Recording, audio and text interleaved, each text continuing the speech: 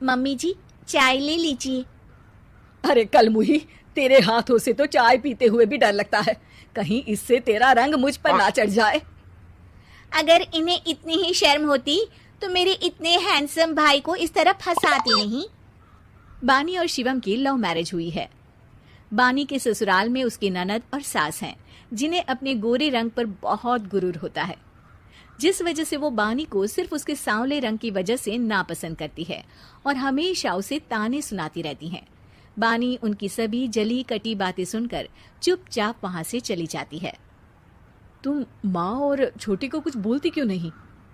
Mummy जी बड़ी हैं, हर छुटकी ना समझ, इस तरह उन्हें उल्टा जवाब देना सही नहीं। मेरी जिम्मेदारी उनकी सेवा करना है, जो मैं पूरे दिल से हमेशा करती रहूंगी। ऐसा बोलकर बानी रसोई में जाकर रात के खाने की तैयारी करने लगती है। रात को खाना खाते हुए बानी की सास उसे कहती है, कल मैंने अपनी फ्रेंड्स के साथ किटी पार्टी रखी है, समय से सारा खाना बना देना और अपना मनहूस चेहरा लेकर ज्यादा उनके सामने मत आना, समझी? माँ, बानी आप दोनों की कितनी परवाह करती है, फिर भी आप उससे इतना बुरा व्यवहार क्यों करती हैं? अरे एक तो लव मैरिज करके इस कलमुही को हमारे सर पर लाकर बिठा दिया और अब हम इसे कुछ बोल भी नहीं सकते क्या? भैया तो इनकी तरफदारी करेंगे ही, आखिर इन्होंने पूरी तरह उन्हें अपने वश में जो किया है। जिसे जो करना है करे, बस कल मेरा सारा काम समय पर हो जाना चाहिए। इस पर सब खाना खाकर सोने चले जाते हैं और अगले दिन बानी जल्दी उठकर सास की किटी पार्टी के लिए तैयारियां शुरू कर देती है। जिस पर पार्टी शुरू होने के बाद सास की सहेलियां कहती हैं, अरे वाह री, तेरी बहू ने तो बड़े स्वादिष्ट समोसे बनाए हैं। हाँ भाई, रंग कैसा भी हो, खाना बनाने में बिल्कुल अन्नपूर्णा है। अरे इसकी भी क्या बात करनी, मेरी बेटी से मिलो, इसकी सुंदरता के आगे तो उर्वशी रंभा भी फेल है।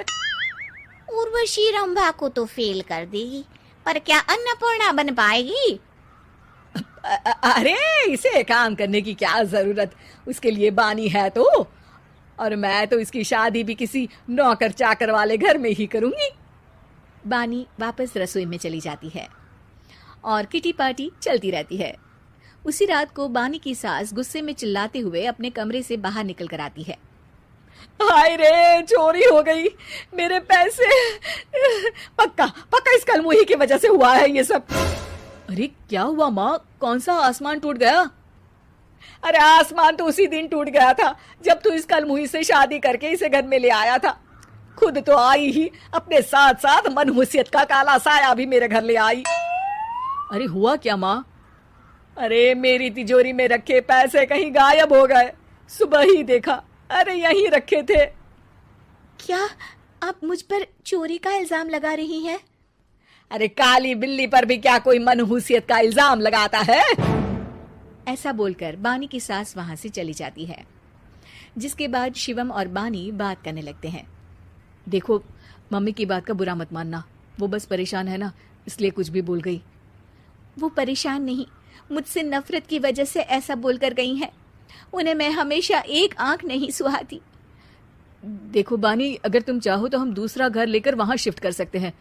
आखिर तुमसे प्यार करके तुम्हें अपनी जिम्मेदारी पर इस घर में लेकर आया हूँ, इस तरह टॉर्चर नहीं होने दे सकता। अगर आप साथ हैं तो मुझे किसी चीज की टेंशन नहीं, और आखिर वो हमारी बुजुर्ग हैं, हम उन्हें और छुटकी को इस तरह अकेले छोड़कर कैसे जा सकते हैं?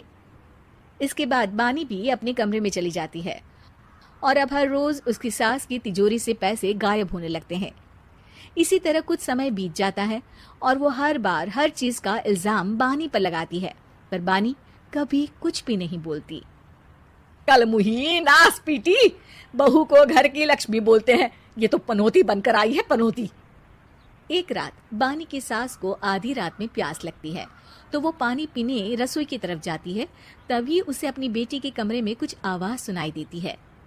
हाँ हाँ, मैंने मम्मी की तिजोरी से हर रोज थोड़े थोड़े पैसे निकाल कर हम दोनों के लायक खूब पैसे इकट्ठे कर लिए हैं, और मम्मी आज तक उस सब के लिए भाभी को ही जिम्मेदार समझती है। तुम बस जल्दी से आकर मुझे यहाँ से ले जाओ और हम कहीं दूर जाकर शादी कर लेंगे। मम्मी को कुछ पता नहीं चलेगा, सब मुसीबत खत्म।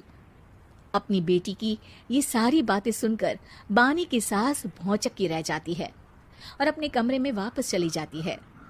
जब अगली सुबह बानी सास के कमरे में आती है, मम्मी जी, क्या बात है, आज आप कमरे से बाहर ही नहीं आई? आपकी तबीयत तो ठीक है ना? क्या छुटकी कमरे से बाहर आई या तुम उसके कमरे में गई? नहीं नहीं, क्यों, जाना है क्या? मैं अभी चली जाती हूँ। नहीं, कोई कहीं नहीं जाएगा। इस पर वो बानी को साथ लेकर कमरे से बाहर आती है, जहाँ शिवम भी होता है। वहाँ उसकी सास बोलती है, छुटकी मेरी तिजोरी के सारे पैसे लेकर अपनी माँ के बारे में कोई ख्याल करे बिना किसी लड़के के साथ घर छोड़कर चली गई। और बहू, तुमने मुझ जैसी सास की सेवा करने के लिए अपने ही पति के साथ दूसरे घर जाने से मना कर दिया। मैंने हमेशा तुम्हारा रंग देखा अच्छा ही नहीं, जो मेरी सबसे बड़ी गलती है। मुझे माफ कर दे बेटा। और इसके बाद बानी की सास कभी अपनी बहू की तारीफ करते थकी नहीं।